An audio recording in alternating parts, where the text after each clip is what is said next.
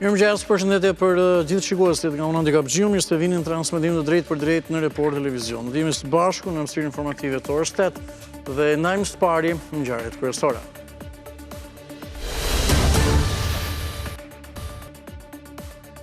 Pesë 10 vjeçari Edmond Sula është ekzekutuar me armëzjarri pas mesnate në fshatin Bërzull të Vorës. 50 vjeçari, i cili lëvizte në këmbë shëlluar me armë teksa futej për banesën e tij.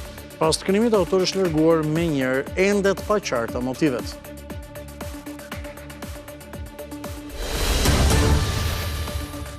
Artisti amerikan Kanye West, me ritmet e muzikës të tij, solli një atmosferë të magjishme në koncertin e mbajtur në Tiranë.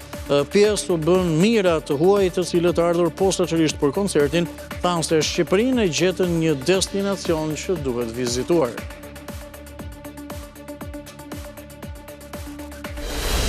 Thirrja e organizatorëve të protestës në Tiranë për të bojkotuar koncertin e këngëtarit amerikan Kanye West dështoi qytetarët nuk ju përgjigjen protestës kombëtare që aktivistët mbajtën paralelisht me zhvillimin e shfaqjes, duke shënuar pjesëmarrjet e ulët. Kryeministri Rama thotë se protestuesit e harruan zvërnesin. Ushtria amerikane niste një ranë të tretë sulmesh ndaj 140 objektivave ushtarake të Iranit pasi Teherani goditi një anije në ngushtisën e Hormuzit. Korpusi i Gardës Revolucionare Islamike mbylli rrugën ujore deri në njoftim të mëtejshëm dhe paralajmëroi përgjigje të ashpër ndaj agresionit të SBA-ve.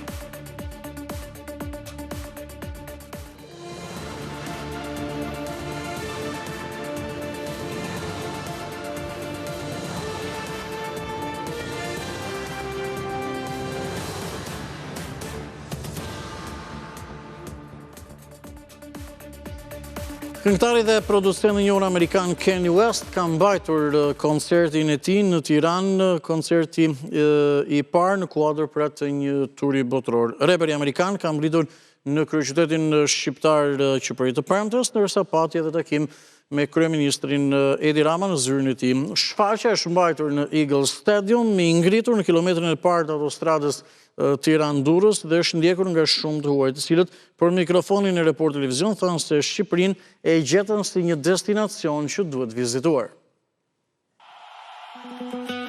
Mira admirues ndoqën koncertin e artistit amerikan Kanye West në një atmosferë të paharrueshme mbrëmjen e kësaj të shtune në Eagle Stadium në kryeqytet.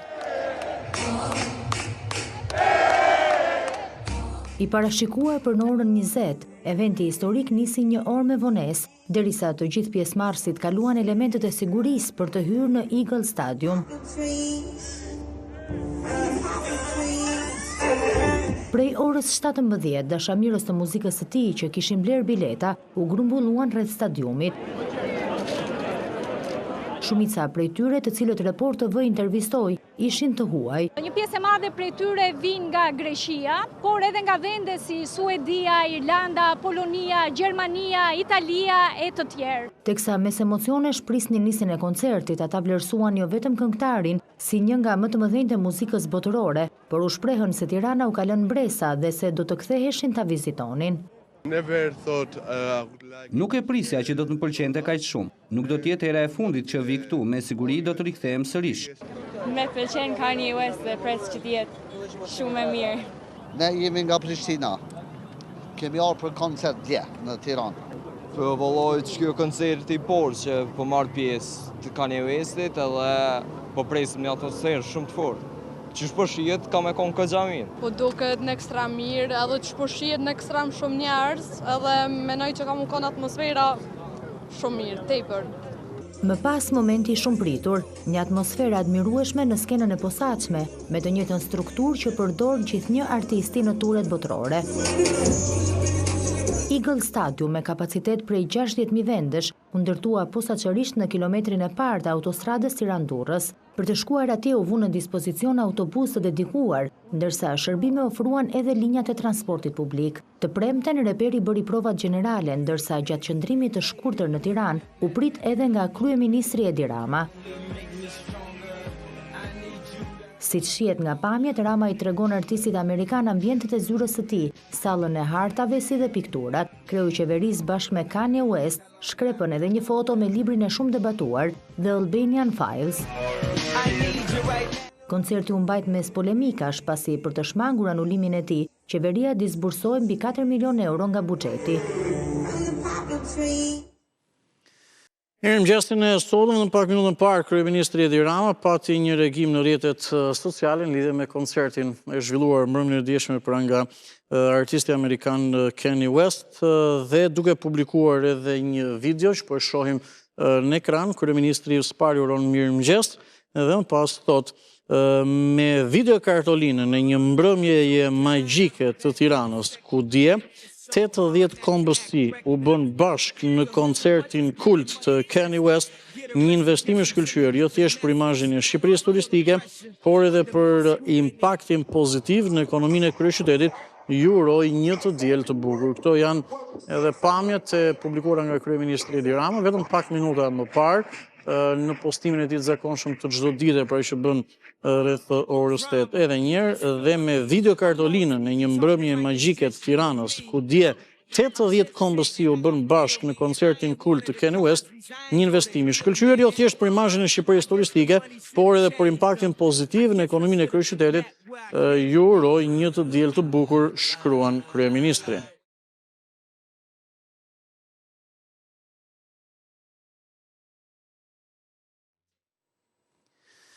Ndërkaq, thirrja e organizatorëve të protestës në Tiranë për të bojkotuar koncertin e këngëtarit mirënjohur amerikan Kanye West ka dështuar qytetarët nuk i janë përgjigjur protestës kombëtare që aktivistët mbajtën paralelisht me zhvillimin e shfaqjes, duke shënuar edhe një pjesëmarrje të ulët. Jo vetëm krahasuar me mira të rinj dhe fansa në stadiumin ku performonte Kanye West, por krahasuar edhe me protestat e mëparshme kombëtare. Kjo protest kombëtare në ditën e 42 të tubimit qytetar kundër establishmentit politik dhe dorëheqjes së qeverisë u mbajt për të treguar një forcë shifrash në të njëjtën ditë që në Tiranë zhvilloi koncerti reperit të mirënjohur amerikan Kanye West. Organizatorët kishin ditë që bënin thirrje për të bojkotuar koncertin, për organizimin e të cilit akuzonin edhe qeverinë pse investoi 4 milion euro.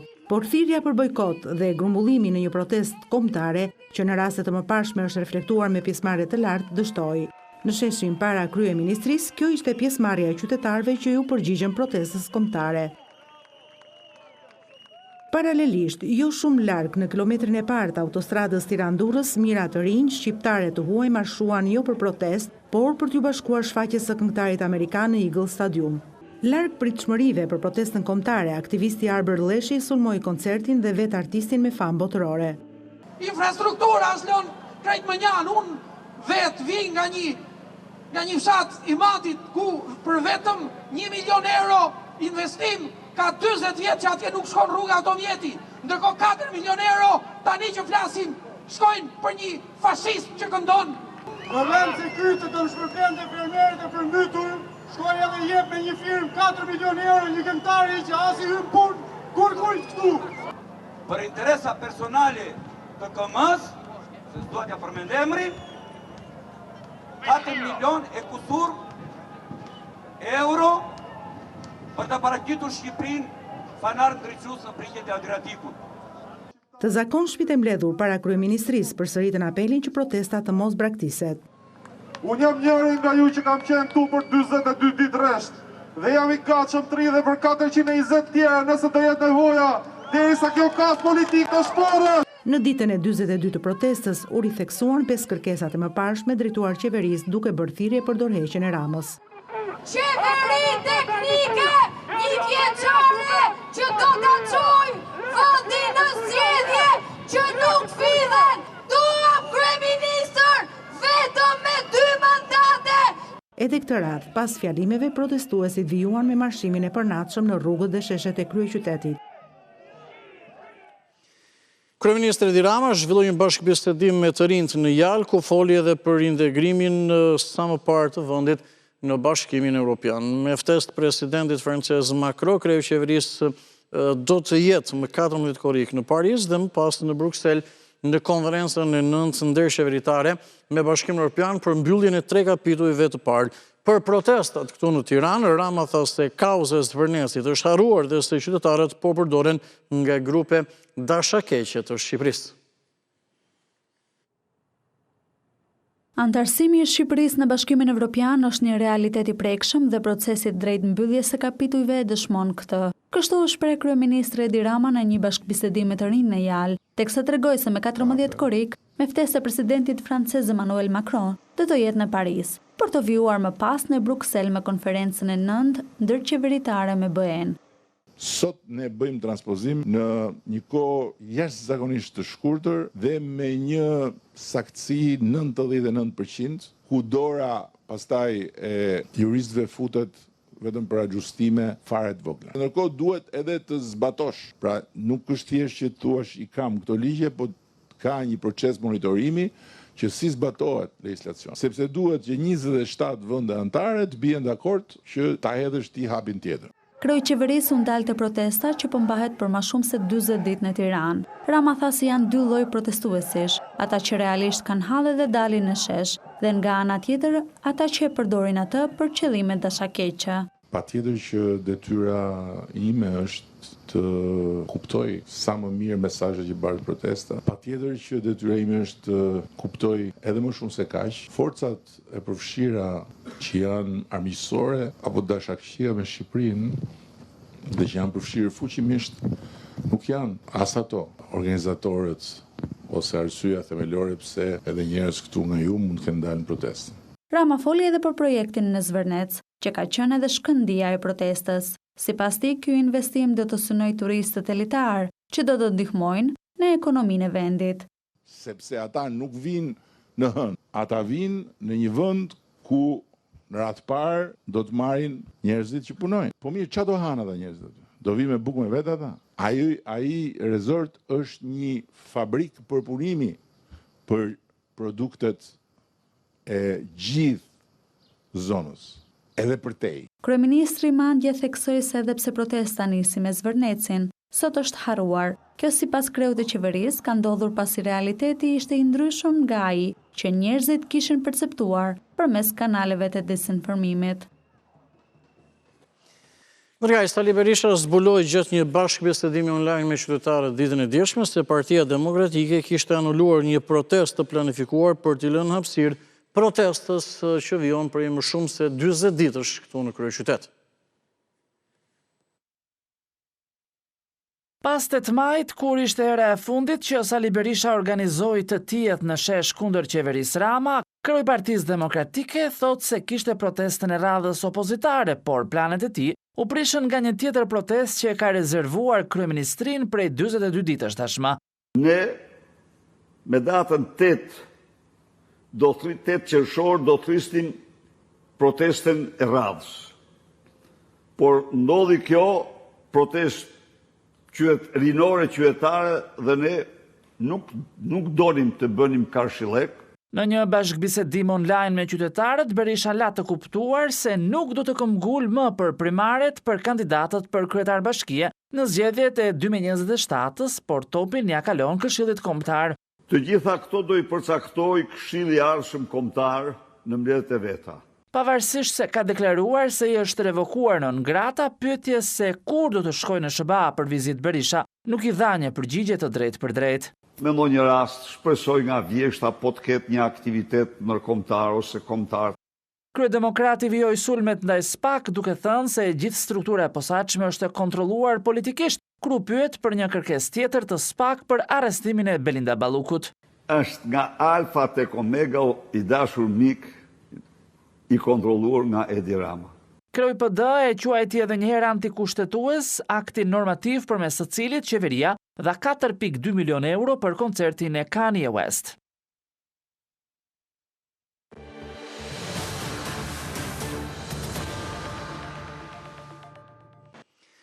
Një 50 vjeçar Edmond Ali Sula është ekzekutuar me armëzjarri pas mesnate në fshatin Bërzull të Vorës, pra në periferit kryeqytetit. 50 vjeçari është shëlluar me armëzjarri teksa futej për në banesën e tij, ndërsa pas këtij krimi, autori është larguar menjëherë nga vendi i ngjarjes. Policia ka sekuestruar kamerat në zonë me qëllim identifikimin e autorit dhe zbardhjen e motiveve, të cilat momentalisht mbeten ende të paqarta.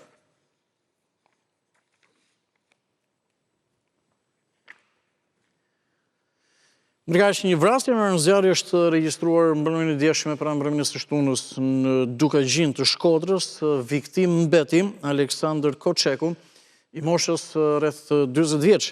Ai është qelluar disa herë me rëndzjarje duke mbetur i vdekur në vend. Koçeku po lëvizte nga Kiri i Dukaqinit drejt Prekalit për në Shkodër, kur në afërsi në fshatin Linë është qelluar me breshëri plumbash. Autorët dyshohet se e kanë ndjekur viktimën dhe në një segment rrugor malor ku ka shumë pak lëvizje e kanë vrarë. Viktima është vllai Artan Koçekut, i cili është në burg për vrasjen e Angelin Shkambit në dhjetor të vitit 2019. Koçekët ishin në konflikt pra me Shkambin për 40.000 euro që ky i fundit i kishte dhënë Aleksandrit, i cili u vra në mbrëmjen e djeshme, por ai nuk e kishte kthyer. Po ashtu, Shkambi kishte krijuar një lidhje me motrin e tyre në kohën kur ishte i fejuar.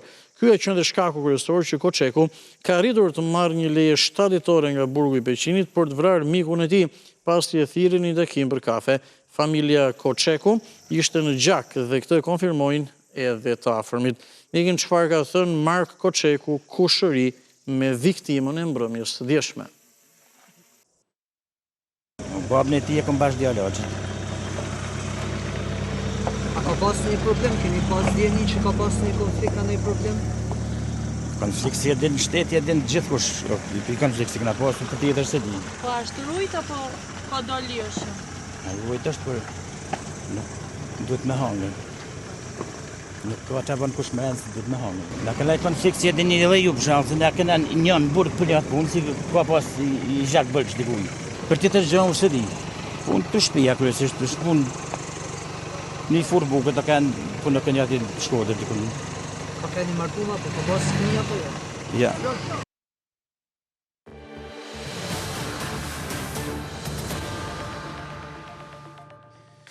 Problemet kardiake po prekin gjithmonë më shumë moshat e reja dhe përveç faktorëve gjenetik, po ndikon shumë po ashtu edhe stili jetesës, por edhe ushqimet e pashëndetshme. Vitet e fundit, 15% e rasteve të infarktit ndodhin tek personat në moshën 45 vjeç. Mjekët apelojnë për kontrole periodike, të paktën një herë në vit. Temperaturat e larta të kësaj vere japin veçanërisht ndikim tek persona që vuajnë nga sëmundje kronike të zemrës, hipertension dhe diabet. Temperaturat e nxehta kanë një rol të rëndësishëm në pacientët tanë kardiak, të cilët dekompensohen dhe paraqiten pranë urgjencave, kanë një shtim të shpeshtimit të rasteve në moshat e reja dhe kjo vjen dhe si pasojë e stilit të jetesës, obezitetit, pra faktorët e modifikueshëm që ne i quajmë. Duampirja, përdorimi i cigareve elektrike. Mjeku kardiolog në Spitalin e Beratit Edison Skëndo thot se ataku kardiak tashmë nuk është më një sëmundje e moshës së tretë, por po prek edhe të rinjt. Është ulur pragu në moshën 9-45 vjeç, 35 deri në 45 vjeç. Faktorët genetik, pra hiperkolesterolemia familjare, në 5 deri në 10% të infarkteve, ato ndodhin në moshën 9-45 vjeç, shkaktohet nga mbyllja e një ene koronare, nga musfunizimi i muskulit të zemrës me oksigjen dhe me gjak, dhe për pasojë ndërhyrja nga ana jon në mënyrë të shpejtë është shpëtuese për muskulin e zemrës dhe për vetë jetën e pacientit nëpërmjet koronarografisë. Mjeku këshillon se për të evituar raste tragjike, së pari duhet ndryshuar stili i jetesës dhe duhet të bëhen kontrolle periodike te specialistët. Pra, nuk duhet ardhur vetëm në momentin që ai ka ankesa specifike. Duhet bërë një check-up analizash për të parë, duke filluar nga sheqeri i fshehtë, kolesteroli, veshka, analizë gjaku, tiroidja, kontrollet periodike dhe tek moshat që janë dhe 35-45 vjeç, minimalisht ne rekomandojmë një kontroll të paktën një herë në vit për të parë. Evitimi i vapës, i pikut të orëve të nxehta të temperaturave, rihidrimi i vazhduar, ushqimet sa më të lehta. Në repartin e kardiologjisë të Spitalit Rajonal të Beratit dhe në Poliklinikën e Specialiteteve, fluksi i vizitave ambulatore është rritur ndjeshëm duke arritur në rreth 60 deri në 70 vizita në ditë. Ishte gjithçka përgatitur, gjitha këto zhvillime të Tiranë Korale, lajmin e minutës fundit dhe gjithçka tjetër e gjeni edhe në shqiptarja.com, faqen zyrtare në internet. Qëndroni me Report Televizion, Miro Dakov, së bashku.